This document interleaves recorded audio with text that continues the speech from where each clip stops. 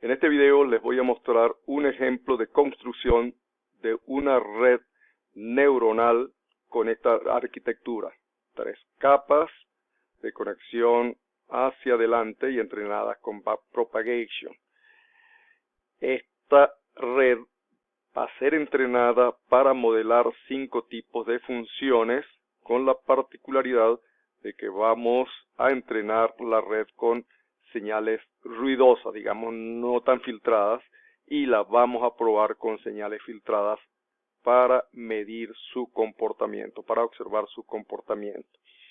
Como una característica adicional de esta red es que el número de neuronas en la capa de entrada va a ser igual al tamaño del vector de entrada, de los vectores de entrenamiento y de test, y el número de neuronas en la capa de salida van a ser 5, porque esta red va a clasificar 5 tipos diferentes de funciones, y bueno, en este caso seleccioné 5 neuronas para hacer esa clasificación.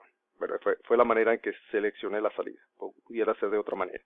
Bueno, y el número de neuronas en la capa oculta pues va a ser seleccionado, digamos, de acuerdo a el entrenamiento, de acuerdo a qué tan conformes estemos con el comportamiento de la red o no. Bueno, esa va a ser nuestra red general, ¿no?, con la que vamos a trabajar. Ahora, pues voy a mostrarle el cuaderno Jupyter de Python, ¿no? Vamos a trabajar en Python realmente. Entonces, vámonos para allá. Vamos a ver. Vámonos para allá. Y aquí tenemos el Jupyter Notebook en Python. Bueno, la descripción, simplemente tenemos que vamos a entrenar una red neuronal perceptrónica multicapa de conexión hacia adelante para reconocer funciones. Se entrena con backpropagation esa red y con patrones aleatorios ruidosos de las funciones, ¿verdad? Y el test se realiza también con patrones aleatorios, pero no ruidosos, más filtrados, los patrones con los que se va a probar la red. Bueno, ¿qué tenemos? Bueno, en principio la programación es propia, es decir, se implementa con funciones escritas por nosotros mismos, se entrena y se prueba una red, es decir, una red neuronal. No estamos utilizando librerías especializadas en construcción de redes neuronales. Y la programación es, digamos, no es tan elaborada. No tenemos programación orientada a objetos porque realmente el objetivo no es crear unos programas muy eficientes, solo que el objetivo es mostrar cómo construir un sistema que implemente y pruebe una red neuronal como la descrita. Bueno, pues vamos a mostrar. No voy a ejecutar las celdas porque me alteran los resultados, ¿no? Y aparte de que el procesamiento, el entrenamiento pues lleva su tiempo, más del requerido para hacer la grabación del video. Pero bueno, vamos a describirlo y vamos a mostrar una corrida que ya fue realizada. Bueno, entonces tenemos una función para reescalar o para escalar las entradas a la red. Tenemos una función para preparar las salidas. En este caso ya indiqué que deseamos 5 neuronas en la capa de salida. ¿Y para qué?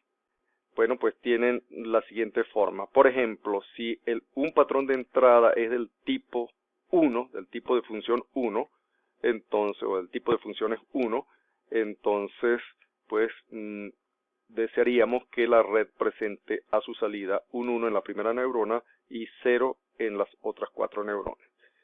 Si el patrón de entrada que se presenta a la red corresponde al tipo 2 de gráficas, bueno, pues entonces deseamos que las 5 neuronas en la capa de salida tengan los siguientes valores: 0 en la neurona 1, 1 en la neurona 2, 0 en la neurona 3, 0 en la 4 y 0 en la 5, y así sucesivamente.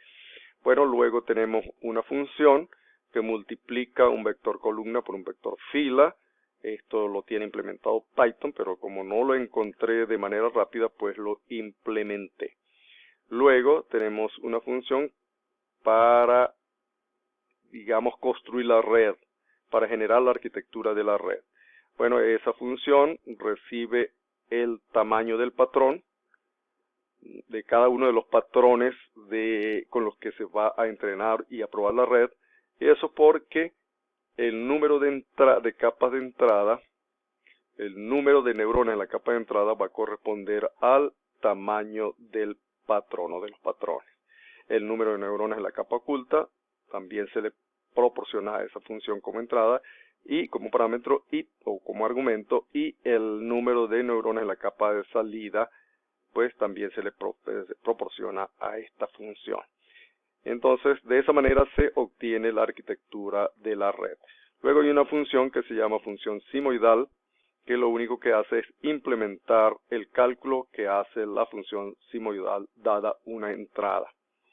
Posteriormente tenemos la función llamada entrenador, que es la que implementa al propagation. Recibe esa función como entrada, el coeficiente de entrenamiento, el número de iteraciones con el que se va a entrenar la red, el conjunto de entrenamiento, ¿verdad? El conjunto de patrones de entrenamiento escalados, las salidas deseadas para esos patrones de entrenamiento y los pesos y los sesgos generados en la arquitectura de la red. Bueno, pues una vez que el entrenador digamos, culmina su tarea, pues aparece otro módulo, la función probador. La función probador lo único que hace es probar la red con los patrones de test y los pesos y los sesgos obtenidos durante el entrenamiento. Y luego aparece otra función que nos permite, digamos, un cálculo inicial del rendimiento de la red. Bueno, y también hay otra función que nos muestra cómo se propaga el error de la red durante el entrenamiento.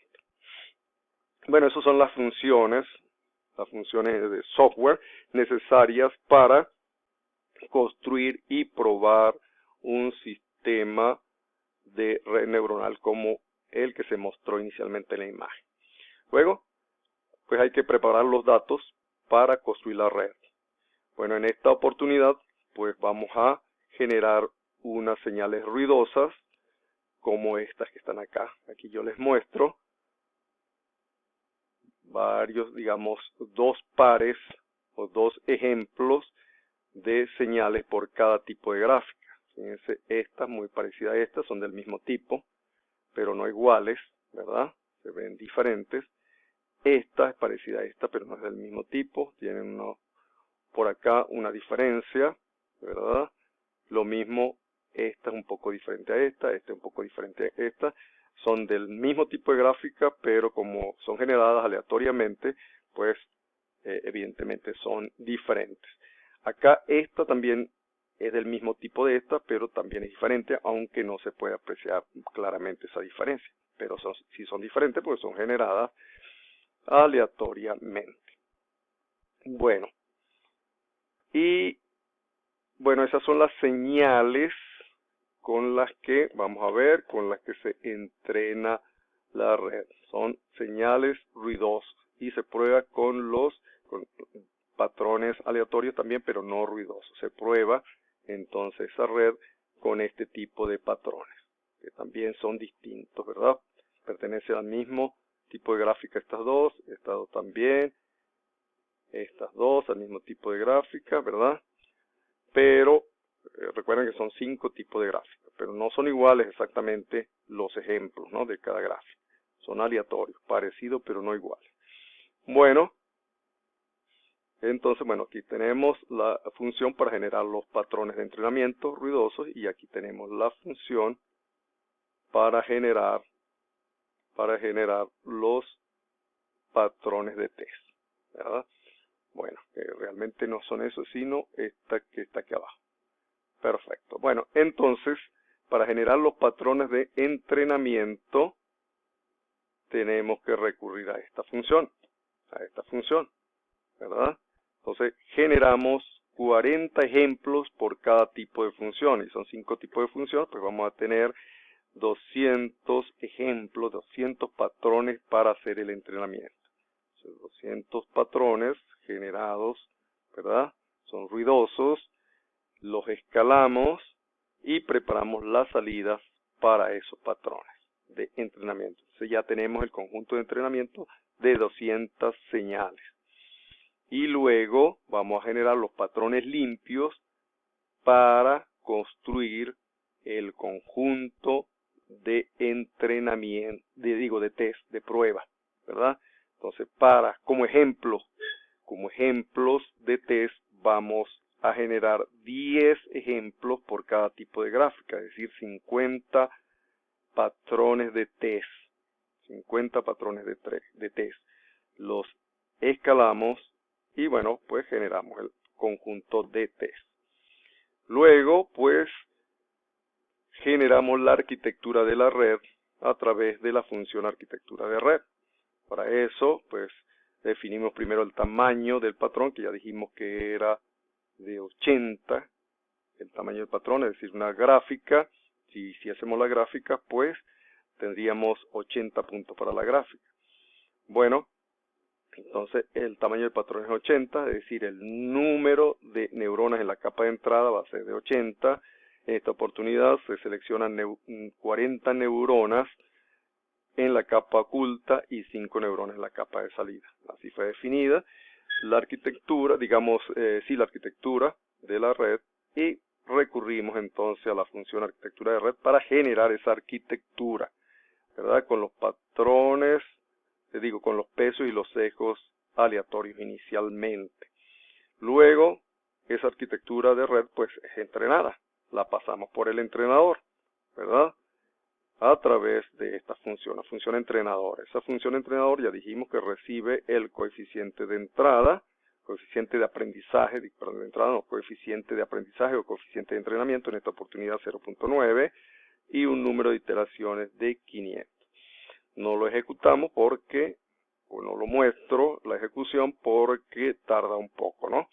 Pero sí vamos a mostrar un ejemplo, el resultado de una ejecución, de un entrenamiento de esa red, ¿verdad?